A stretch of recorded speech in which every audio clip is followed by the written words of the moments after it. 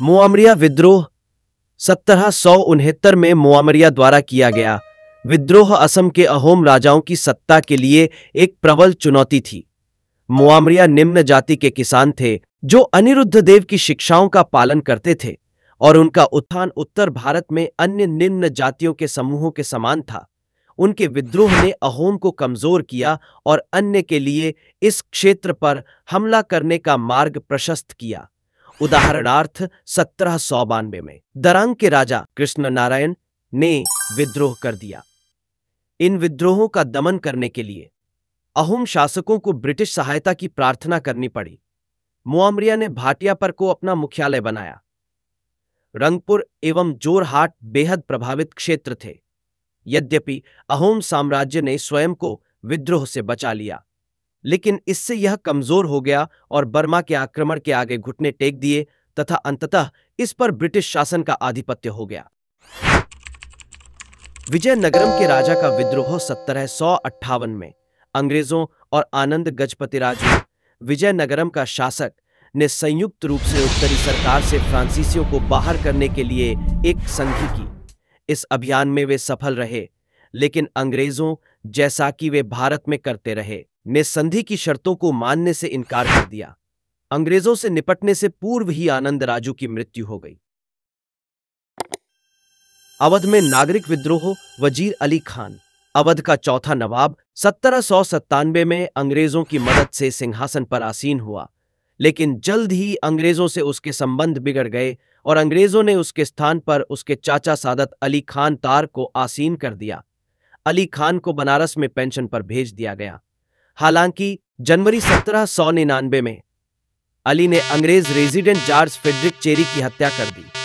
उसके अंगरक्षकों ने 2 अन्य यूरोपियों को मार दिया और यहां तक कि बनारस में मजिस्ट्रेट पर हमला किया। यह पूरी घटना बनारस जनसंहार के नाम से प्रसिद्ध हुई। अली कई हजार लोगों, जिन्हें जनरल एरस्किन ने हराया, की फौज तैयार करने में कामयाब हुआ। अली ने भागकर भुटवाल में जयपुर के शासक की शरण ली। ऑर्थर वेलेजली ने जयपुर के राजा से अली के प्रत्यर्पण की प्रार्थना की। अली को इस शर्त पर प्रत्यर्पित किया गया कि उसे न तो फांसी दी जाएगी और न ही बेड़ियों में जकड़ा जाएगा। दिसंबर 1799 में आत्मसमर्पण के पश्चात उसे फोर्ट विलियम किले में बंदी बनाकर रखा गया।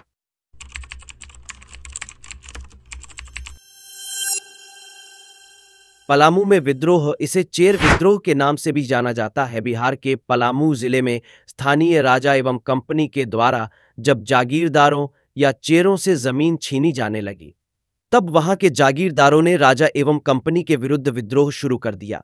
यह विद्रोह 1800 में आरंभ हुआ और 1802 तक चला। इसका नेतृत्व भूषण सिंह नामक जमींदार ने किया था। पायकों का विद्रोह 1817। पायक ओडिशा के परंपरागत पैदल सैनिक थे और अपनी सैन्य सेवाओं के लिए लगान मुक्त जमीन प्राप्त करते थे तथा वंशानुगत आधार पर इस कार्य को करते थे। अंग्रेजी कंपनी द्वारा 1803 में ओडिशा पर विजय प्राप्त की गई और खुर्दा के राजा को सिंहासन से हटाने के कारण पायकों के सम्मान एवं शक्ति में बेहद कमी आई। इसके अतिरिक्त कंपनी की शोषणकारी भू राजस्व नीति जमींदारों एवं किसानों के बीच रोष का कारण बनी।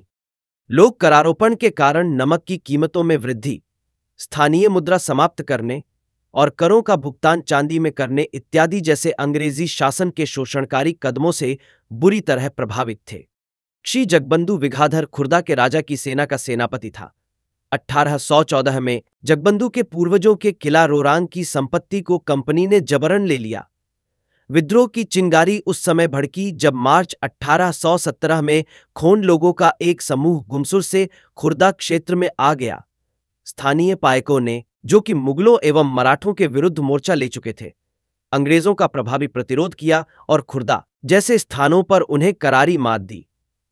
इस विद्रोह में पायकों का नेतृत्व जगबंधु ने किया था। यह विद्रोह 1817 में शुरू हुआ, जो 1818 ईस्वी में आकर शिथिल पड़ गया।